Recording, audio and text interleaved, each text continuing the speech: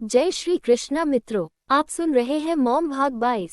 तो मित्रों, इस कहानी को लिखा है डॉक्टर शैलजा श्रीवास्तव ने। कहानी कैसी लगी बताइएगा जरूर, और हाँ, चैनल को सब्सक्राइब करना न भूले। अब आगे अरविंद वहां से सीधा अपने बंगले आए और उन्होंने अपने वकील को भी वही बुला लिया ताकि केस की अगली सुनवाई से पहले केस की तैयारी कर की जा सके। उधर अविनाश के घर पर थोड़ी देर में अम्मा मंदिर से आ गई तो आरती उनके साथ कुछ काम में उलझ गई। मौका देखकर अथर्व चुपचाप घर से बाहर निकल गया, पर वह आदर्शनी के घर ना जाकर अभिराम से मिलने अपूर्वा के घर चला गया, क्योंकि वह जानता था कि आदर्शनी के घर पर और उस पर नजर रखी जा रही होगी और वह कोई भी रिस्क इस समय नहीं ले सकता था। पर उसने तय कर लिया था कि सामने आए या ना आ पाए, पर पीछे से आपती और आदर्शनी की पूरी मदद करेगा और उन्हें हारने नहीं देगा। थैंक यू अथर्व, तुमने ये सब बातें बता दी। हालांकि मुझे पूरा अंदाजा था कि ऐसा ही कुछ होगा जब उन्हें लगेगा कि इसके बाद शायद वह केस नहीं जीत पाएंगे, क्योंकि आपती जैसे केस में कानून भी बहुत सख्त होता है और इसीलिए ही तो आज आलेख को जमानत नहीं मिली, और अगर जमानत नहीं मिली है तो वह लोग तिलमिला गए होंगे। अभिराम ने कठोर होते चेहरे के साथ कहा, जी सर, और अब वह आदर्शनी आंटी के जरिए हम लोगों को कमजोर करना चाहेंगे, क्योंकि कोई भी औरत अपने दामन पर बार बार कीचड़ उछलते बर्दाश्त नहीं कर पाती है, और उसमें भी तब जब उसके साथ कोई भी खड़ा ना हो। अभिराम ने कहा, आप चिंता मत कीजिए सर, मॉम के साथ मैं खड़ा हूँ, और अगर उन्होंने मॉम के साथ बदतमीजी की तो मैं छोड़ूंगा नहीं। अथर्व को गुस्सा आने लगा। नहीं अथर्व, गुस्सा नहीं, ये सच और झूठ की लड़ाई है और जीत सच्चाई की ही होगी। भले हमें कितनी भी मेहनत क्यों ना करना पड़े, भले हमें कितनी भी परीक्षा क्यों ना देनी पड़े, और हमें शांति से काम लेना है, गुस्से से नहीं। अभिराम ने अथर्व को समझाया। मुझे बर्दाश्त नहीं हो रहा कि आपती दी। अथर्व बोलते बोलते रुक गया। तुम्हें क्या लगता है आपती के साथ जो इंसान ऐसा करे उसे अपनी आंखों के सामने देखकर मैं उसे छोड़ सकता हूँ? मेरा तो दिल कर रहा था कि कोर्ट फैसला जब सुनाएगा तब सुना देगा मैं उसकी जान ले लूँ, पर वही बात, हमें कानूनी रूप से लड़ाई लड़नी है ताकि आदर्शनी आंटी और आपती के ऊपर कोई सवाल ना उठाएं, ताकि और लोगों को सबक मिले कि कानून के जरिए न्याय मिलता है और ऐसे दरिंदों के लिए कानून कितना सख्त है। इसलिए तुम्हें कोई भी ऐसा काम नहीं करना है जो कि गलत हो। हाँ, तुम बस जो जानकारी मिले वह मुझे बता सकते हो, पर मैं ऐसे चुप कर भी नहीं बैठ सकता सर, मुझे नहीं बर्दाश्त होता ये सब। अथर्व अब भी परेशान था। जब वक्त आए तब आ जाना सामने, किसने मना किया है? पर अगर तुम अभी सामने आ गए तो उन लोगों के बारे में हमें खबर भी नहीं मिलेगी, और जब लड़ाई न्याय के लिए है तो हमें भी हर तरीके के सोर्स अपनाने पड़ेंगे। अभिराम ने अथर्व को समझाया। ठीक है सर, आपको जैसा सही लगे वैसा कीजिए।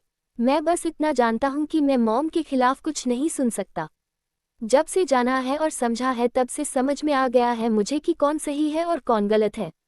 मुझसे बर्दाश्त नहीं होगा उनके खिलाफ कोई कुछ भी बोले, और साथ ही साथ मैं ये भी चाहता हूँ कि आपती दीदी को न्याय मिले। अगर उन लोगों को अपनी गलती का एहसास होता तो शायद मेरा झुकाव थोड़ा बहुत उनकी तरफ हो जाता, पर वह तो गुनाह करने के बाद उसे स्वीकार नहीं कर रहे हैं, उसे ढकने की कोशिश कर रहे हैं और गलत रास्ते अपना रहे, और यह सब मेरे बर्दाश्त के बाहर है। अथर्व ने गुस्से से कहा। अभिराम ने उसके कंधे पर हाथ रख थपका। देखकर बड़ी खुशी होती है कि तुम अपने पापा और माँ पर ना जाकर आदर्शनी आंटी पर गए हो। हिम्मत देना हो, गलत को गलत कहने वाले और सही का साथ देने वाले। काश कि तुम्हारे जैसी हिम्मत तुम्हारे पिता में होती। तुम्हारा एक भी गुण अगर उनके अंदर होता तो आज आपती पिता के होते हुए भी अनाथ नहीं होती। और आदर्शनी आंटी, कहते कहते अभिराम रुक गया। जो मेरे हाथ में नहीं है उसके लिए मैं कुछ नहीं कर सकता सर, बस माफी मांग सकता हूँ, और न जाने कितनी बार मैंने मॉम से माफी मांगी भी है, पर आगे गलत नहीं होने दूंगा, इतना वादा करता हूँ, अथर्व ने कहा। और फिर थोड़ी देर बाद वह वहां से चला गया। अगली तारीख 3 दिन बाद की मिली थी। इस समय अभिराम पूरी तरीके से तैयारी में लगा था। साथ ही साथ वह जानता था कि अरविंद और उनके परिवार आदर्शनी आपती के ऊपर भी हमला कर सकते हैं या उन पर प्रेशर डाल सकते हैं, पर अभिराम की तैयारी पूरी थी और उसने इंस्पेक्टर से कहकर 2 पुलिसकर्मी आदर्शनी के घर के बाहर तैनात करवा दिए। और जैसा कि उसे शक था वैसा ही हुआ। अरविंद ने गुस्से में आकर अपने 2-3 गुंडों को आदर्शनी के घर भेज दिया उसे डराने को। आदर्शनी ने दरवाजा खोला तो उन गुंडों में से एक ने आदर्शनी की गर्दन पकड़ ली। बहुत ज्यादा उड़ रही है ना, तो जान ही ले लेंगे, फिर कहाँ का केस रहेगा और कहाँ की जिंदगी। मॉम, आपती घबरा कर चीखने लगी तो दूसरे गुंडे ने उसका मुंह दबोच लिया। अभी तो किसने किया, इसके साथ क्या किया कोई नहीं जानता, पर आज अभी तेरी आंखों के सामने हम सब कुछ कर देंगे और फिर भी तू कुछ नहीं कर पाएगी। तीसरा गुंडा आंखें दिखा आपती को देखकर बोला। तब तक आशा भी वहां दौड़कर आ गई। कौन हो तुम लोग, क्या कर रहे हो, बचाओ बचाओ। आशा जोर से चिल्लाने लगी तो पुलिसकर्मी, जो कि कुछ देर के लिए इधर उधर हो गए थे, तुरंत दौड़कर आए और उन तीनों में से एक गुंडे को घर दबोचा, बाकी के दो भाग खड़े हुए। अभिराम का काम हो गया था, उसे कोर्ट में यह बात भी साबित करनी थी कि यह लोग आदर्शनी और आपती पर हमला कर सकते हैं, और अगर कुछ गलत होता है तो उसके जिम्मेदार अरविंद होंगे। इंस्पेक्टर, उस गुंडे को जिसको पकड़ा है उसकी अच्छी खातिरदारी करना, ऐसी कि रिट्टू तोते की तरह जुबान खोले और सब कुछ सच सच बोले।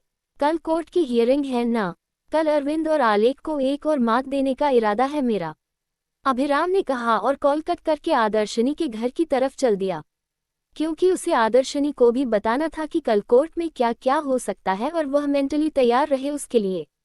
आंटी, आप लोगों को कोई चोट तो नहीं आई ना, अभिराम ने आते ही पूछा। नहीं बेटा, बस आपती थोड़ा घबरा गई थी। आपती ने जैसे ही अभिराम की आवाज सुनी दौड़कर जाकर उसके गले लग गई। राम राम, वह बैड बॉयज, दे हट में मी, दे हट मॉम। राम, वो आए थे, bad please stay with us. Ram, वो आए थे, वो गंदे लोग, प्लीज डोंट गो। आपती अभिराम से लिपटी हुई रोते हुए बोले जा रही थी। आपती, बस बस, रोते नहीं है, डोंट वरी, कुछ भी नहीं होगा। वो गए, पुलिस अंकल ले गए उन्हें। और हाँ, आपती तो स्ट्रांग गर्ल है ना, बिल्कुल भी नहीं घबराती। मैं यहीं पर रहूंगा और वह दो पुलिस अंकल भी, समझी। अभिराम ने जैसे तैसे आपती को समझाया और आशा को उसे ले जाने के लिए कहा, तो आशा उसे ले लेकर अंदर चली गई। यह मेरा ही प्लान था, इसीलिए वह पुलिस वाले कुछ देर के लिए चले गए थे, क्योंकि मुझे पता था कि वह लोग ऐसा जरूर करेंगे। उन लोगों पर पूरी नज़र है मेरी, और यह उनके खिलाफ एक सबूत था जो मुझे अपने फेवर में चाहिए था। और साथ ही अरविंद को भी मुझे सबक सिखाना है, और उसके लिए थोड़ा आपको तकलीफ हुई और आपती डर गई, उसके लिए आई एम रियली सॉरी। अभिराम ने कहा, कोई बात नहीं बेटा, तुम जो भी कर रहे हो हमारे लिए कर रहे हो, मुझे कोई फर्क नहीं पड़ता, बस आपती की थोड़ी चिंता रहती है। चिंता मत कीजिए, आप सब सही होगा, बाकी आपसे कुछ जरूरी बात करनी है, अभिराम बोला और आदर्शनी के साथ बैठकर उसे कुछ बातें बताने लगा और समझाने लगा। आदर्शनी बस समझकर गर्दन हिलाने लगी। ये सब चीजें, इनमें से कुछ भी ऐसा होगा हमारे पास आंटी जो कि साबित कर सके, अन्यथा हमारे पास डीएनए टेस्ट करने के अलावा और कोई रास्ता नहीं होगा, अभिराम ने कहा। आदर्शनी ने गहरी सांस ली। तुम चिंता मत करो, अपनी बेटी को न्याय दिलाने के लिए मुझे जो करना पड़ेगा वह मैं करूंगी, तुम हियरिंग की तैयारी करो, मैं अपनी तैयारी देखती हूँ, आदर्शनी ने कहा। तो अभिराम आपती के पास आया और उसे लेकर कुछ देर बाहर घुमाने गया ताकि उसके मन से डर निकल जाए। फिर आपती को छोड़ वापस चला गया। अगले दिन केस की सुनवाई होनी थी और वह दिन बहुत ही खास होना था, जिसके लिए अभिराम, आदर्शनी के साथ साथ अरविंद और उसके वकील ने भी अच्छी खासी तैयारी कर ली थी। तो मित्रों, अगला पार्ट जल्दी ही सुनते रहिए। मॉम डॉक्टर शैलजा श्रीवास्तव की लिखी कहानी।